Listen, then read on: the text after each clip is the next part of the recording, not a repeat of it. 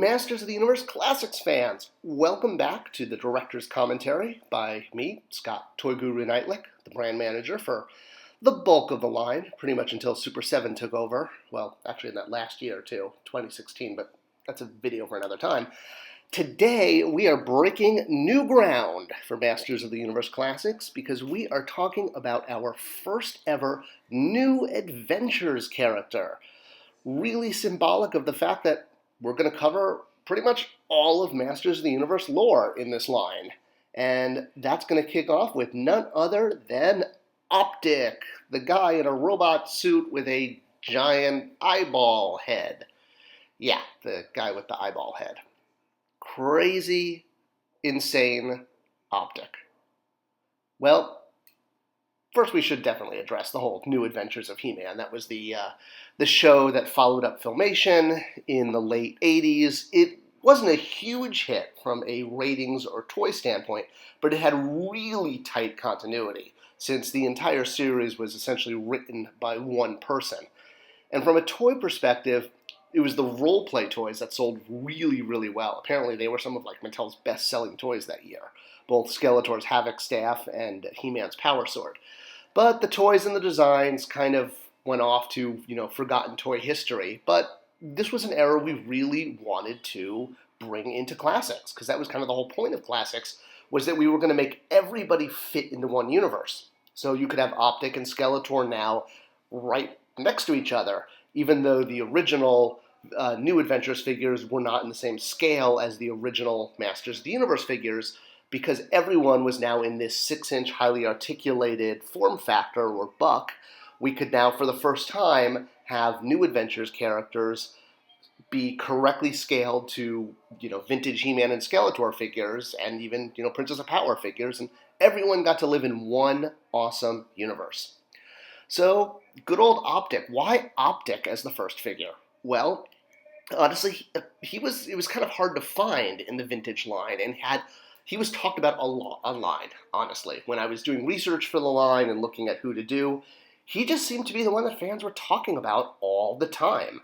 And even though he did ship in full solid case packs back in the day, where you could buy, an entire case pack of 12 Optikk figures, for some reason or another, and maybe people will let me know in the comments, Optikk, the one-eyed, well, he only had an eye for a head, cosmic, bounty hunter warrior dude, was difficult to obtain. So we thought that would be a cool figure to kick off New Adventures with, especially because it showed right away that we were going to go deep.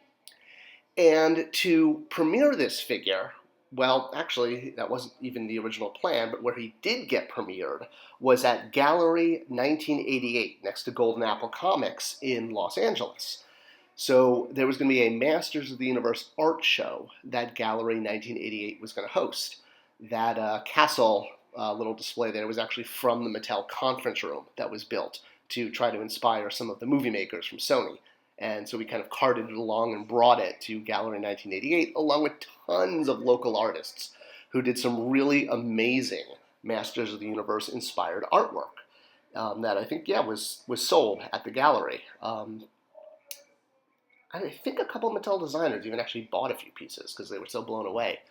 They ranged from comedic pieces to serious pieces to even people doing sort of their own version of toys. There were some marionettes and I think a cowl stuffed animal or a cowl plush, life-size, that one of the artists did. So that's actually, if you look in this shot, you can see Bill Benecke and Frank Varela with their backs turned, looking at the art, two of the guys that worked on the line. Oh, and there's that cowl plush I was just talking about. See? You say something and it just suddenly appears. So yeah, the whole Mattel crew came out to help, set up the exhibit and to check it out. And they also allowed us to bring a display case to show off Mattel product. And of course, me being the publicity PR, monger, I guess, that I was going to use this opportunity to reveal a new figure. And the original idea was we were going to reveal Molar, because he kind of had that comedic aspect to him, that sort of blended with the theme of the show, but unfortunately we hadn't fully signed all of the agreements with the Robot Chicken crew at this time. We were like literally days away. I think something about making him, we had to have Robot Chicken kind of like sign away rights to Molar, saying he was officially a Mattel toy, because for whatever legal reasons about making him. And we were literally days away from signing the agreement, but it wasn't signed, so we had to pull Molar, and instead, this toy display that we had at Gallery 1988, instead of Molar, we had Optikk as the figure that we revealed. And this wound up, being kind of a big announcement for the fan base, since Optikk was the very first new adventure figure. There he is, blink and you'll miss him, but so he was kind of snuck in at the top there. I don't even think there was any card announcing that he was a new figure. We just kind of put him in there and let the fan press discover that Optikk was there. And, for eagle-eyed viewers, you would also see Keldor's acid vial was also sort of snuck in there. Because, hey, we had no cartoon show, we had no comic book. I was going to do everything in my power to publicize this line, and if it meant sneaking a figure into a display case and an accessory, why not? It was all in the name of publicity for the brand.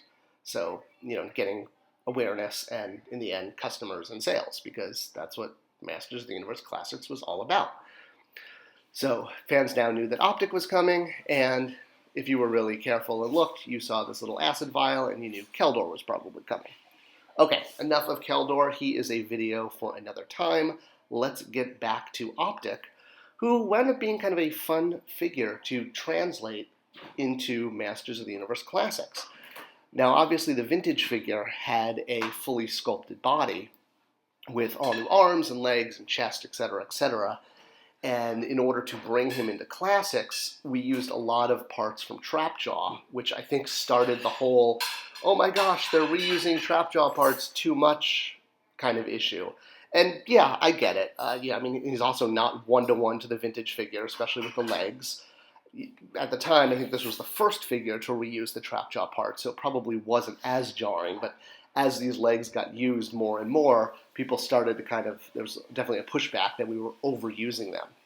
But slip-on armor, a new head, a new weapon, and there you had Optikk. And he wasn't too complicated, and it also showed fans how we were going to translate the kind of the wackiness of New Adventures into the Classics line.